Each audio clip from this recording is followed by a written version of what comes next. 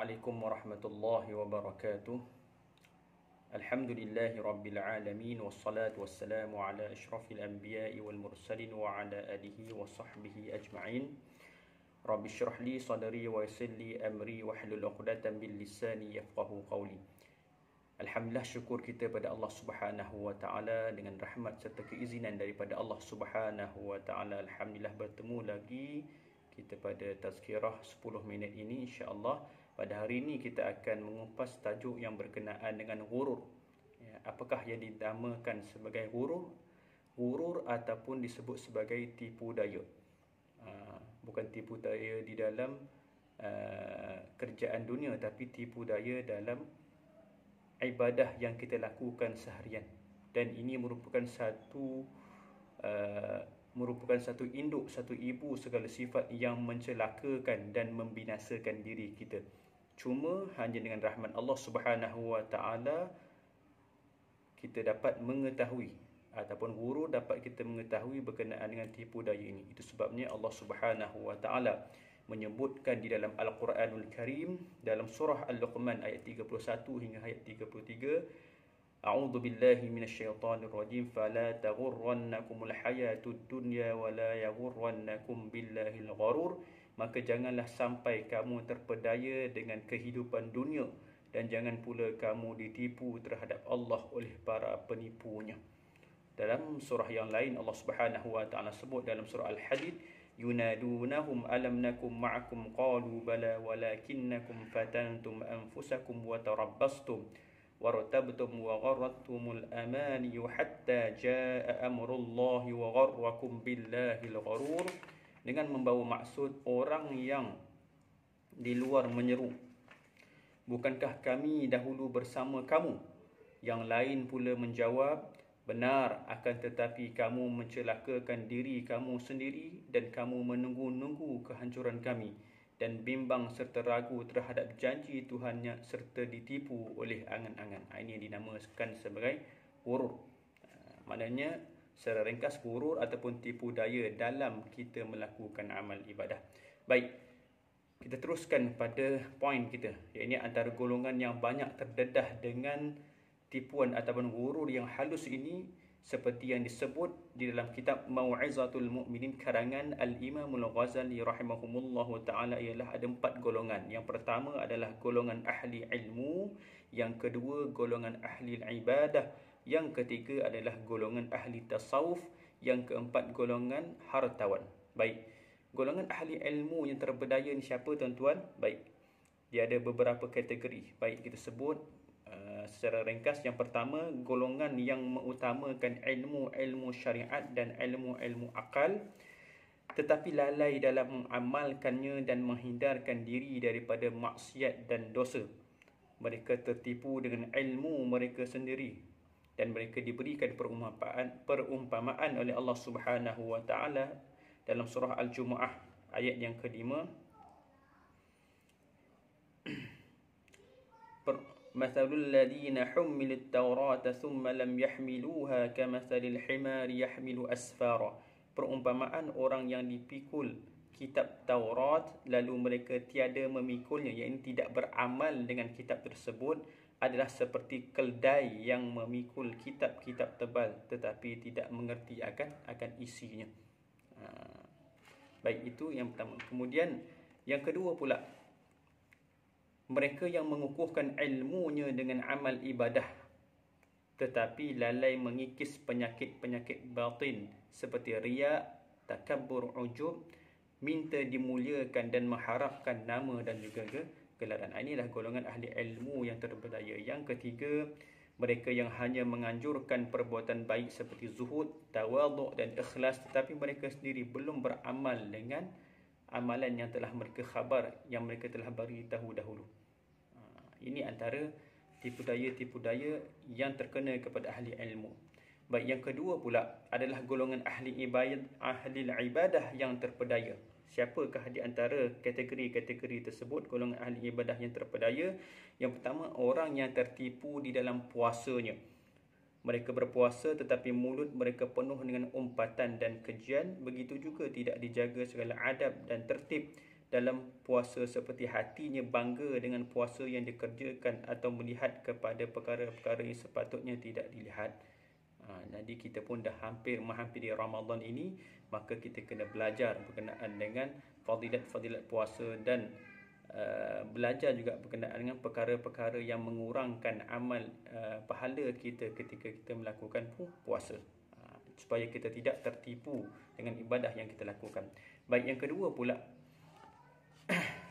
dalam golongan ahli ibadah yang terpedaya adalah mereka yang menyangka dengan duduk di tempat mulia seperti duduk di Makkah itu mendapat keutamaan di sisi Allah Subhanahu wa taala, sedangkan hati mereka terbiar kotor. Begitu juga mereka yang selalu beristighfar di dalam masjid tetapi masih lagi melakukan perbuatan yang sia-sia seperti mengumpat dan mencerca orang di dalam masjid. Tempat itu ada mulia. Makkatul Mukarramah, Madinatul Munawwarah itu adalah tempat mulia. Rumah Allah, masjid-masjid adalah tempat mulia. Tetapi kalau lidah dan perkataan kita mengarah kepada perkara-perkara yang tidak baik, maka tidak ada gunanya kita duduk di tempat yang mulia. Kemudian ada pula ahli ibadah yang sangat mengambil berat ibadah-ibadah yang sunat sehingga terlalai ibadah yang wajib dan fardu, seperti terlalu mengejar fadilat dan keutamaan solat tahajud dan qiyamul lail sehingga terlepasnya solat subuh. Ini pun tak kena.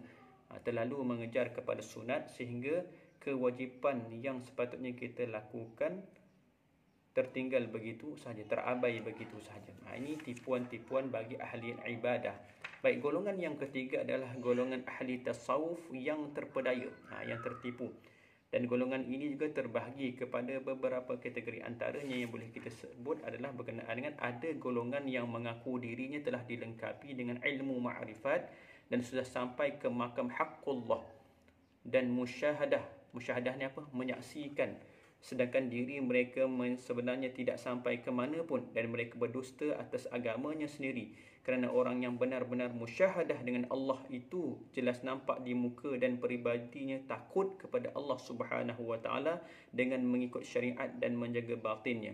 Sedangkan golongan yang mengaku telah sampai ke peringkat yang tinggi itu tidak memiliki sebarang ilmu kerohanian pun, ataupun kalaupun ada, mereka hanya menghafaz istilah dan kata-kata ahli tauhid dan muqarrabin, padahal yang sebenarnya mereka tidak tahu mendidik budi pekerti dan tidak pula pandai mengatur amalan soleh yang hakiki.